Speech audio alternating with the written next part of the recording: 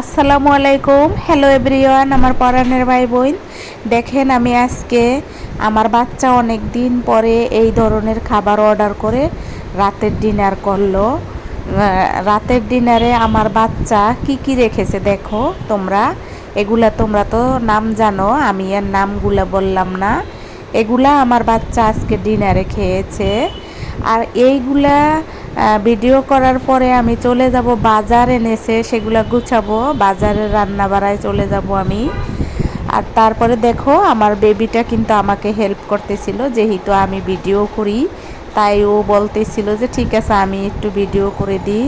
যদিও আমি অরিজিনাল ভয়েসটা রিমুভ করে দিয়েছি, তোমরা অনেক সময় বলো ডবল ভয়েস আসে। এই তো দেখো, আমার বাচ্চা কিন্তু এগুলা খেতে অত বেশি পছন্দ করে না, তবে তার যখন যেটা মনে চায় সে তখন সেটাইভাবে খেয়ে নেয়। সেগুলা অফ ক্যামেরায় থাকে, ক্যামেরার সামনে আমি খুব কম আনি।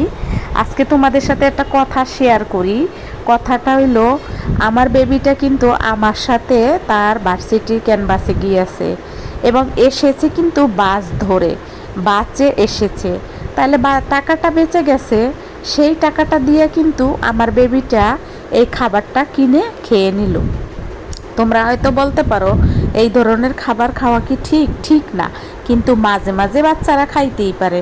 এরপরে দেখো চলে এসেছি, কিন্তু আমি বাজার নিয়ে এসেছে, বাজারে এনে এইভাবে ফেলে রাখছে। খুব রাগ লাগতেছিল, তাই বাজারটাও একটু বের করে নিলাম। বের করতে যদিও কষ্ট হয়, তবুও তোমাদের মাঝে শেয়ার করলাম বাজারটা। এখানে বাজারে কি কি ছিল তোমাদের আজকে দেখাবো। বাজারে ছিল পাট শাক, তারপরে ছিল বোম্বাই মরিচ, ছিল চিচিঙ্গা, ছিল ঝিঙ্গা, দুন্দুল, মিষ্টি আলু। এগুলা কিন্তু বাজার থেকে নিয়ে এসেছে। এগুলা অফ ক্যামেরায় কেটে কুটে ধুয়ে পরিষ্কার করে চলে গিয়েছিলাম রান্নাঘরে রান্না করার জন্য। যে কথা বলা তোমাদের সাথে হয় না কখনো। আসলে জানো, কত যে সংসারে কাজ থাকে, যে কাজগুলা তোমাদের মাঝে আমি শেয়ার করি না। এই যে দেখো, এই যে ফ্লোরটা দেখতে পাইছো না, এটা কিন্তু আমাদের রুমের মেজের ফ্লোরটা। এই যে এরকম, এগুলা পরিষ্কার করতেও কিন্তু অনেকটাই সময় লাগে, কিন্তু সেগুলা কিন্তু অফ ক্যামেরায় থাকে, সেগুলো তোমাদের মাঝে কিন্তু আমি তুলে ধরি না। তো এরকম অনেক কাজই থাকে। অফিস থেকে এসে আমি কখনো গড়াগড়ি দিতে পারি না বিছনায়। আর যদি গড়াগড়ি দিই, সেটা সেই দিন যদি আমার হাজব্যান্ড বাসায় না থাকে তাহলে। আর ও যদি বাসায় থাকে, খোটাখুটি করতেই থাকে আমার সাথে, ঝগড়া যুদ্ধ গ্যাঞ্জাম সব কিছু কিন্তু ও করতে থাকে। ওকে আমি কোনোভাবেই ঠিক রাখতে পারি না, ও এতটা ঝামেলাযুক্ত। এই যে দেখো চিচিঙ্গাটা কেমন লাগতেছে তোমাদের কাছে? এবছরে সম্ভবত এই প্রথম আমি চিচিঙ্গা তোমাদের মাঝে শেয়ার করতেছি। চিচিঙ্গা কহি রেহা দুধকুশি, আমরা কুশি বলি, আমাদের গ্রামে অনেকে দুধকুশিও বলে। তারপরে দেখো ছিল ঝিঙ্গা, তারপরে ছিল দুন্দুল। দেখো আমার হাজব্যান্ড কিন্তু, আমি যখন প্যাকেটটা খুলেছি তখন কিন্তু সে নাড়াচাড়া করে গুছিয়ে দিচ্ছিল, কিন্তু যখন আমি এক হাত প্যাকেটটা খুলতে পারছিলাম না, তখন কিন্তু সে আমাকে হেল্প করে নাই। এরকম ছোটোখাটো কত ব্যাপার আছে যেটা তোমাদের মাঝে আসলে শেয়ার করা সম্ভব না। আর এগুলো কিন্তু অনেকের লাইফেই হয়, দেখতেছে যে কাজটা করতে পারতেছে না কিন্তু আগাবে না। অনেক হাজব্যান্ডরাই এরকম। আর কি বলবো, তারপরে যখন করা হয়ে যায় তখন সেখানে গিয়ে খুঁত ধরে আর গুণগান গাইতে থাকে। এই তো তোমাদের মাঝে আজকের বাজারটা দেখিয়ে দিলাম। এরপরে কিন্তু অফ ক্যামেরায় এগুলা কেটে কুটে ধুয়ে পরিষ্কার করব, যেটা তোমাদের মাঝে অলরেডি বলে ফেলেছি। আজকে যে রান্নাবাড়া করেছি, সবগুলা রান্নাবাড়াই কিন্তু সুস্বাদু হয়েছিল। সবগুলা বলতে, একটা চিচিঙ্গা, একটা দুন্দুল, একটা ঝিঙ্গা, একটা আলু দিয়া রান্না করেছিলাম, মাথাটা বাদে একটা ইলিশ, ছোট ছোট ইলিশ এনেছিল পহেলা বৈশাখে। তোমাদের মাঝে সেই ইলিশের ভিডিও কিন্তু শেয়ার করেছি। সেখান থেকে একটা ইলিশের মাথা কেটে রেখে বাকি ইলিশের টুকরো দিয়ে রান্না করে নিয়েছিলাম। খেতে এত দারুণ হয়েছিল, জানি না কেন এত মজা হয়েছিল। আমাদের কিন্তু খেতে খেতে 9:30 বেজে গেছিল। আমি যদিও তাড়াতাড়ি খেয়ে ঘুমিয়ে পড়ি, আজকে কিন্তু সেটা সম্ভব হয় নাই।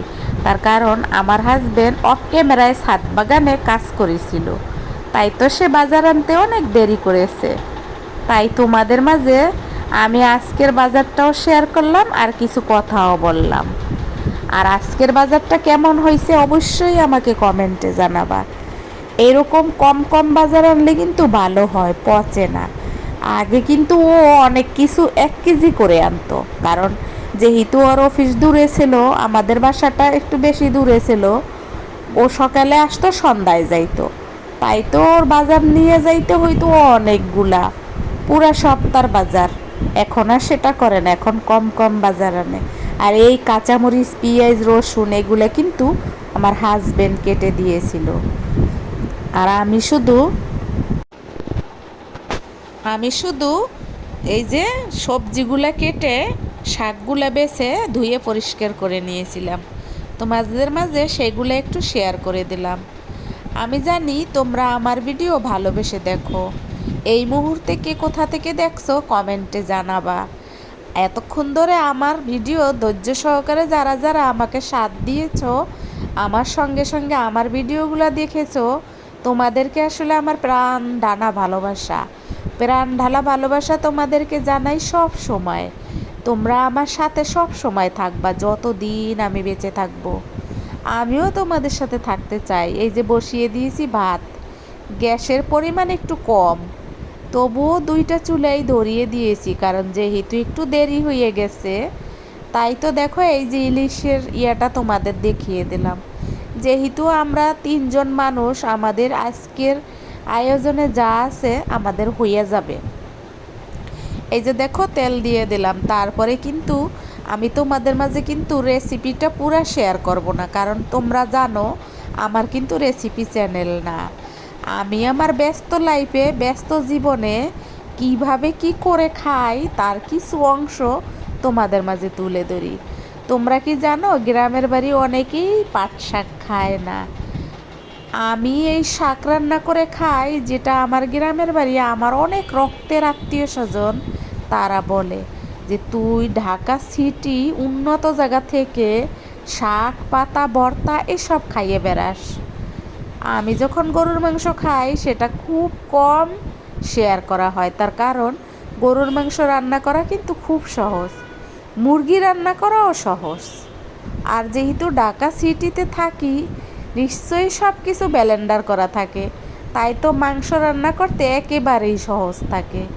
শাক সবজি এবং ভর্তা এসব খাইতে কিন্তু অনেকটা কষ্ট হয়, যেটা গ্রামের মানুষ বুঝবে না। গ্রামের মানুষ কখন খায় এইসব জানো? তারা যখন ঘরে কিছু না থাকে রান্না বাড়া করার, তখন তারা খায়। আর আমরা কোনো অকেশন হইলে শাক খাই, যেমন শুক্রবার একটা অকেশন, ছুটির দিন, সেই দিন আমরা শাক খাই।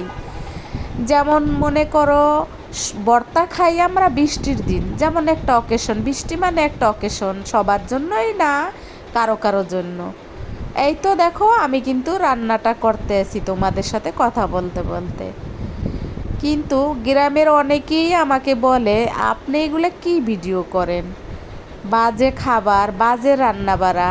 আমি পরে বলি যে তোমরা আমার থেকে দূরে থাকবা, তোমাদের আমার ভিডিও দেখার দরকার নাই। এই ঢাকা সিটিতে এক মোড়া শাক রান্না করতে যতটা কষ্ট হয়, এর থেকে কিন্তু 5 কেজি গরুর মাংস রান্না করতে এতটা কষ্ট হয় না। তোমাদেরকে কি বলবো, তোমরা যারা সিটির থেকে দেখো তারা তো জানো, আর যারা গ্রামের বাড়ি থেকে দেখো, যারা শাক খাও, তারা অবশ্য জানো যে শাক রান্না করতে কত কষ্ট। কিন্তু যারা মাছ মাংস মুরগি এগুলা খাও, গোস গরুর গোস খাও, তারা আসলে এটার মর্যাদা বুঝবা না। আর আমি যেহেতু অনেক বছর ঢাকা সিটিতে থাকি, তাই আমার এই শাক সবজি এবং ভর্তা এগুলা খেতে খুব ভাল লাগে। আর তোমাদেরকে যখন প্রথম লোকে খাবার দেখাইলাম, ও খাবার যে আমি কত খেয়েছি, আমি যে কত মাস বছর দিন রান্না করি নাই, শুধু বাহিরের খাবার খেয়েছি। তার কারণ আমার হাজবেন্ড এই খাবার অনেকটাই কিনে আনতো এবং অনুষ্ঠান থেকে আনতো। আগে অনেক খাবার অপচয় হইতো, এখন কিন্তু সেগুলা হয় না। জিনিসেরও যেমন দাম বেড়েছে, তেমনি মানুষেরও হিসাব বেড়েছে। মানুষ অনেক কিছুই করে হিসাব করে, আগে কোনো অকেশনে হিসাব করে করতো না মানুষ। যাই হোক, তোমাদেরকে আমি কি বলবো, এলিফ্যান্ট রোডে একটা মালংস রেস্টুরেন্ট আছে। প্রত্যেক শুক্রবার বৃহস্পতিবার দুই দুই প্যাকেট করে 6 প্যাকেট বিরিয়ানি আমার ঘরে আসতো। 10টা 11টার সময় আমার হাজব্যান্ড এগুলো নিয়ে আসতো। আমি একা মানুষ খেতে পারতাম? ওগুলা খেয়ে খেয়ে আমার আর এইসবের খাওয়ার প্রতি কোনো রুচি নেই। যাই হোক, তোমাদের মাঝে কথা বলতে বলতে কিন্তু আমি অনেকটাই রান্নাবাড়া সেরে ফেলেছি। এই যে দেখো, এই রান্নাটা কিন্তু আমার শাশুড়ির থেকে আমার শেখা। সে এই রান্নাটা করে, যদিও আমি তোমাদেরকে পুরা রেসিপিটা দেখাই নেই। উনি এভাবে রান্না করে, তাই আমি একদিন দেখেছি, তারপর থেকে আমার পেটুক হাজব্যান্ডে এভাবে রান্না করে খাওয়াই। তোমাদের মাঝে কেন আমার পেটুক হাজব্যান্ড বললাম, তার কারণ ওর পেটটা এত বড় হয়ে গেছে ইদাইং, দেখতে একেবারে পেটুকের মতন লাগে। তাই তো তোমাদের মাঝে একটু শেয়ার করে কথাটা বলে দিলাম। আর এই শুরু হয়ে গেছে কাশাকাশি। তোমরা তো জানো, সারা দিন যদি আমি কথা না বলতাম তাহলে কাশতো না। আর এই যে চলে এসেছি সেই শাক, কাঙ্ক্ষিত সেই শাক ভাজি করব। দেখো শুরু করে দিয়েছি কিন্তু শাক ভাজি। এটা কিন্তু পাটের শাক, খেতে এতটা টেস্ট হয়েছে তোমাদেরকে আমি বলে বুঝাইতে পারবো না। যারা তোমরা শাক ভাজি করো এবং খাও তারা হয়তো জানো, আর অনেকেই কিন্তু শাকভাজি করো তোমরা, আমি দেখেছি, আমার তাদেরকে খুব ভাল লাগে। যাই হোক, সব ধরনের খাবারই দরকার আছে জীবনের লাইফে, এবং সকল বেলায় যে একরকমের খাবো এরকম কিন্তু না। যাই হোক, আমার আত্মীয় স্বজনের ভিতর থেকে কেউ হয়তো কমেন্ট করবে, তুই আজকে শাক রান্না করে খেয়েছিস। যে তোমরা আসলে দেখতে থাকো, আমার তো খুব ভাল লাগে এই শাক পাতা খাইতে, তোমাদের কেমন লাগে জানি না। এই তো দেখো, আমার শাক ভাজিটা কিন্তু দেখতে খুব লোভনীয় হয়েছে। তোমাদের কেমন লাগবে অবশ্যই কমেন্টে জানাবা প্লিজ। আর এরপরে যেহেতু রান্না করতে একটু বেশি সময় লেগে গিয়েছিল, তাই আমাদের দুজনার খুব ক্ষুধা লেগেছিল। আমরাও তাড়াহুড়ো করে খেয়ে নিয়েছিলাম। কিভাবে খেয়েছি তার কিছু অংশ তোমাদেরকে দেখাইলাম, আর সব কিছু অফ ক্যামেরায় ছিল। ভিডিওটা কিন্তু একেবারে শেষ প্রান্তে চলে এসেছে। তোমরা যে যেখানে আছো ভালো থাকো, আমার জন্য দোয়া করবা, আমার পরিবারের জন্য দোয়া করবা। আমি তোমাদেরকে ভালোবেসে তোমাদের ভিডিওতে অবশ্যই যাব, সবাইকে লাইক কমেন্ট শেয়ার করে আসব। আর এই যে দেখো, আমি আর আমার হাজব্যান্ড এভাবেই কিন্তু ভাত খেয়েছি। সঙ্গে কিন্তু বোম্বাই মরিচ অবশ্যই ছিল, যেহেতু পাটের শাকের সাথে কিন্তু বোম্বাই মরিচ খাইলে অনেকটাই মজা লাগে। আর দেখো আমি কিভাবে, এই যে আমরা ফ্লোরে বসে কিন্তু ভাত খেয়েছি। ভাতটা কিন্তু খেয়েছি অফ ক্যামেরায়, বাকিটা তোমাদের মাঝে একটু একটু শেয়ার করে দিলাম। এরপরে তোমরা আমার জন্য সব সময় দোয়া করবা, আমি যেন তোমাদের মাঝে আবার ফিরে আসতে পারি অন্য কোনো ভিডিও নিয়ে। এ পর্যন্ত তোমরা সবাই ভালো থাকো আর আমার ভিডিওর সঙ্গে থাকো। এই যে দেখো, আমার হাজব্যান্ডে কিন্তু তরকারি দিয়ে দিছি ওর মাটির থালাটায়। ওর থালাটা কেমন হয়েছে কমেন্টে অবশ্যই জানাবা। ও কিন্তু এখন থেকে এই থালাটাই খায়। ওনাকে থালায় ভাত দিয়ে আমি কিন্তু অফ ক্যামেরায় খেয়ে নিয়েছিলাম। সবাই ভালো থাকো, আসসালামু আলাইকুম, আল্লাহ হাফেজ, পরে আবার চলে আসবো।